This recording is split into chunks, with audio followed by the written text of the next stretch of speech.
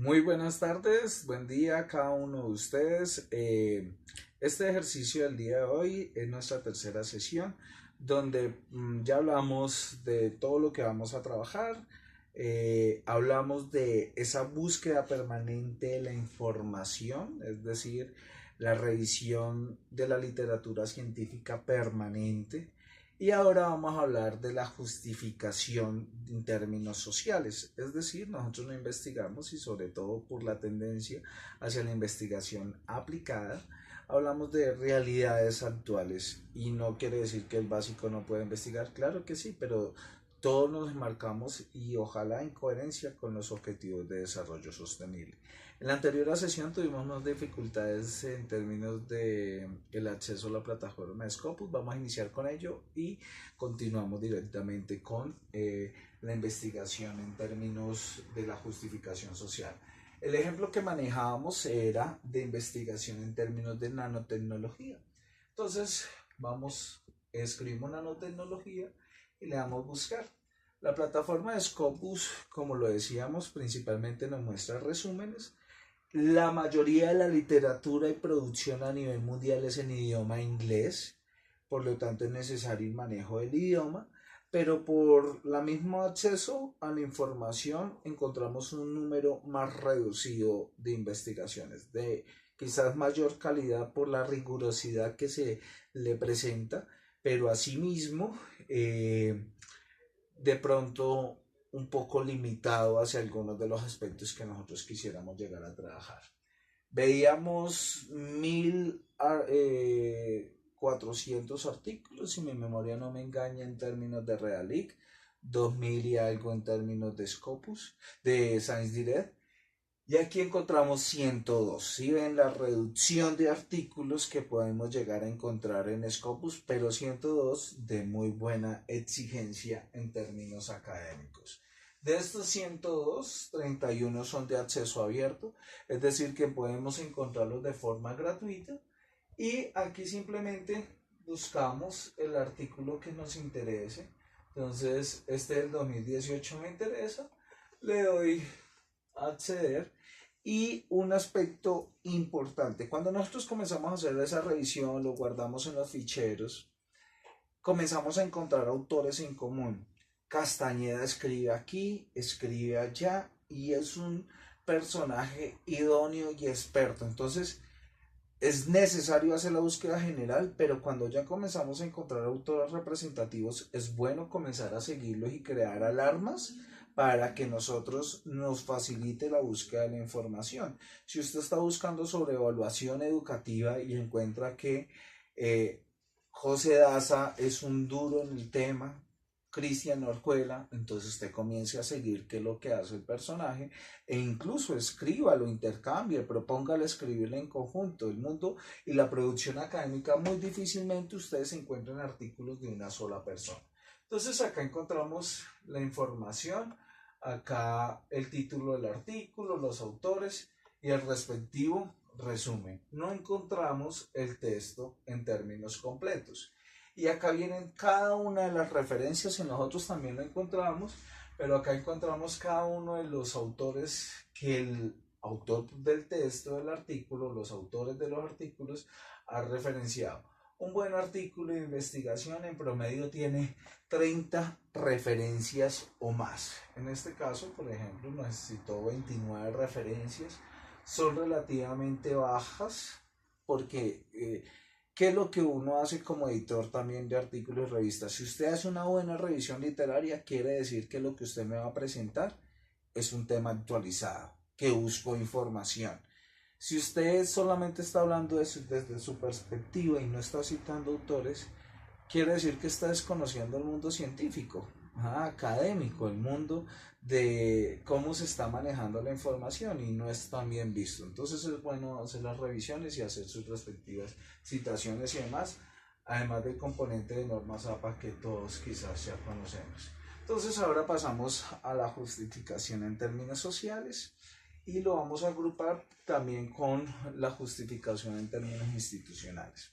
Entonces, cuando nosotros hablamos de la justificación, leímos todos esos artículos, autores académicos, y nos dicen, oiga, es que el problema es crear este tipo de estructuras y por lo tanto la nanotecnología es una propuesta viable para ello. Perfecto. Eso nos dicen los académicos y demás, pero resulta que en nuestro mundo real puede que lo que es un problema en China no lo es en Latinoamérica, o lo que es un problema en La Guajira, en Colombia, no lo es en Bogotá, no lo es en Ciudad de México y demás. Es decir, el contexto social amerita también un trabajo y la tendencia es trabajar mucho también en términos de la región. Entonces debemos de conocer ese contexto social porque la ciencia está hecha para mejorar las condiciones de la vida, ¿eh? En general. Entonces, en ese orden de ideas, esa justificación social decimos, hay una ley, hay una norma, hay una política pública que es necesario trabajar por el agua, están los objetivos de desarrollo sostenible que nos dice que hemos de trabajar por esos 17 factores, objetivos. Es decir, hay un contexto, hay un escenario, la investigación no está en la nada, está en un terreno para elaborar. Es decir, aquí no se trata de eruditos por alabarlos porque publican o escriben o desarrollan una patente, se trata de que la investigación sirva para algo, ¿no? Sirva para mejorar las condiciones de las personas, la condición social de la humanidad. En ese orden de ideas, hay un escenario donde nos pueden facilitar. Entonces, si usted encuentra, existe la ley 1448 en Colombia del 2011 que es para víctimas, me está diciendo que debemos de trabajar por las víctimas en términos de la reparación integral. Eso es una justificación de mi trabajo investigativo. Que existe la ley de infancia y adolescencia, que existe la ley de tránsito y usted quiere trabajar, que existe todo el escenario por el Ministerio de Educación donde se contempla la evaluación, ¿no? Y mejorar las competencias en las personas. Existe ese escenario. Adicionalmente, estos son, digámoslo así, instituciones gubernamentales y no gubernamentales también que generan cierto tipo de escenarios, pero también puede que exista la publicación en la revista Dinero, que exista la publicación en periódicos reconocidos nacionales o internacionales de tipo no académico o científico, o incluso una publicación de ciertos escenarios académicos que no están evidentes en términos de un artículo científico, también nos dan una justificación de por qué se necesita hacer ese trabajo de investigación. Entrevistas, ¿no? Entonces a diario vemos, hay programas donde llevan a personajes representativos o al mismo presidente donde a través de su discurso dice es necesario trabajar por los índices de violencia y conflicto que tenemos en nuestro país. Eso es lo que nos está justificando por qué debemos de plantearnos ese problema. Eso en términos nacionales, mundiales o incluso locales y regionales.